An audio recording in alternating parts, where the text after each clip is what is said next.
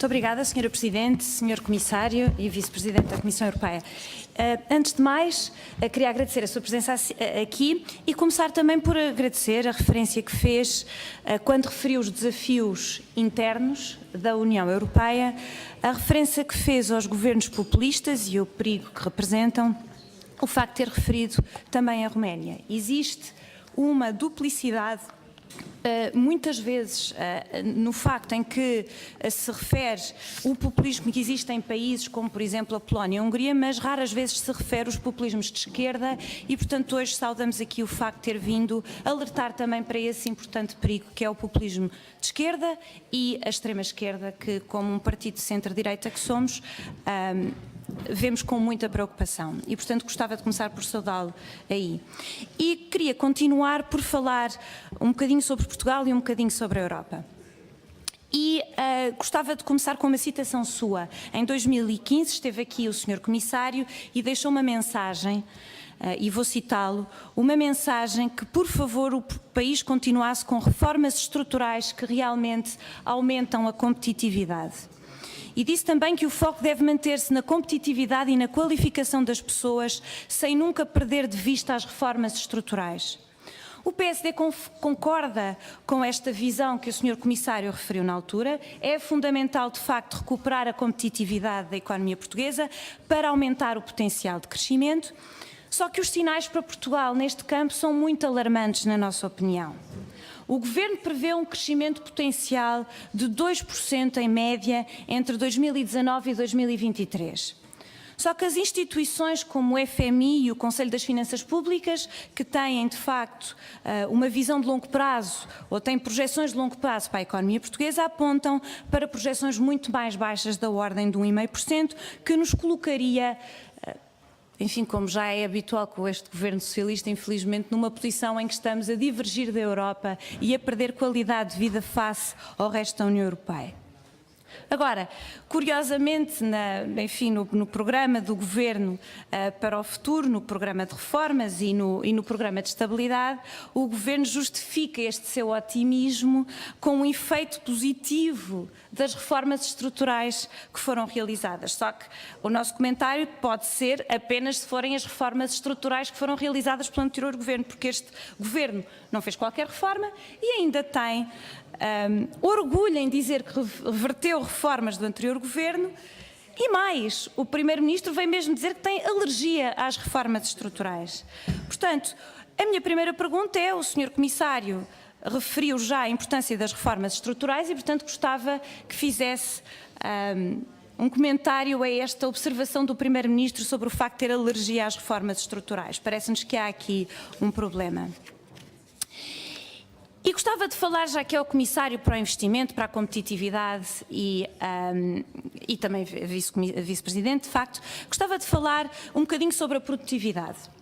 Para melhorar a competitividade da economia, sem que isto seja feito forçosamente com salários baixos, é absolutamente necessário que passe pela recuperação da produtividade.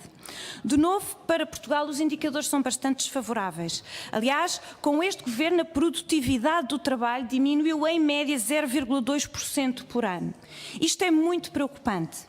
E comparado com a União Europeia, Portugal tem uma diferença no crescimento da produtividade do trabalho que é em média 1 ponto percentual desde 2016.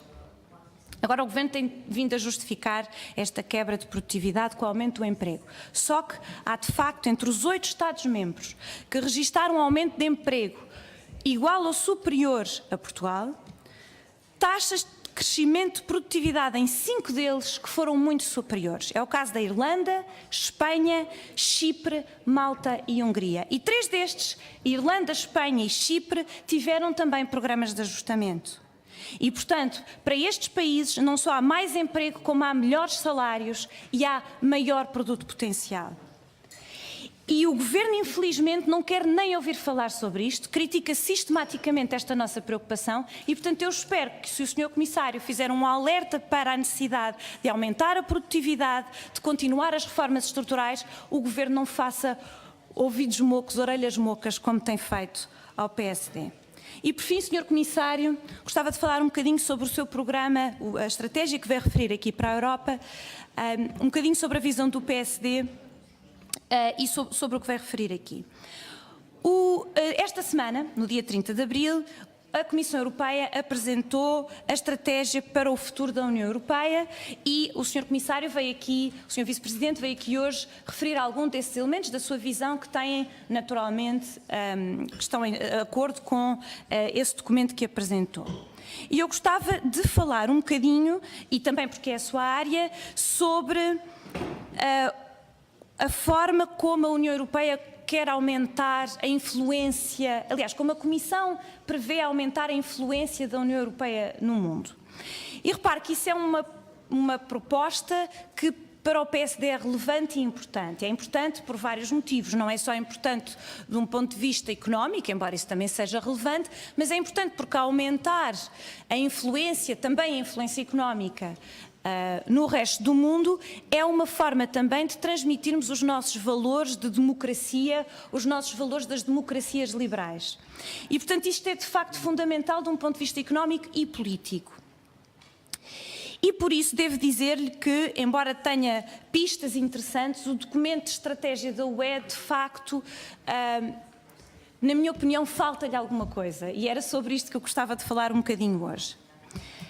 Em primeiro lugar, gostava de saudar a Comissão Europeia e as instituições europeias pelo programa de investimentos dentro da Europa. De facto, são instrumentos importantes. Estou a pensar, por exemplo, no caso do programa InvestEU, que foi aprovado também no Parlamento Europeu e onde houve um peso importante do relator português, José Manuel Fernandes, que também aproveito aqui para saudar de longe, mas esse investimento, esse programa de investimento é importante porque permite fazer face aos desafios internos que falou, aos desafios do populismo nos diferentes países, porque obviamente ao melhorar as infraestruturas e a qualidade de vida das famílias, esperamos nós que haverá uma menor tendência para as pessoas e os cidadãos embarcarem em conversas, enfim, conversas do estilo populista. Portanto, isso é importante. Mas o investimento deve e pode ser um instrumento também de política externa. E, de facto, referiu o Sr. Vice-Presidente a questão da China, mas não existe uma posição, ou pelo menos não vislumbrei no documento que apresentaram, uma posição muito clara da União Europeia no que diz respeito ao projeto de investimento Belt and Road chinês. Para o PSD seria naturalmente relevante que a União Europeia tivesse uma resposta sistemática. Uma resposta que seria desenvolver, porque existem estes instrumentos, um programa de investimento sistemático nas nossas fronteiras, a sul e a leste, como forma de aprofundar as relações políticas com esses países, influenciar a cultura empresarial e também a cultura democrática. E por isso eu gostava de saber qual é a sua opinião enquanto Vice-Presidente e também se existe algum projeto da União Europeia, da Comissão Europeia, para avançar de uma forma mais sistemática para projetos nesta área.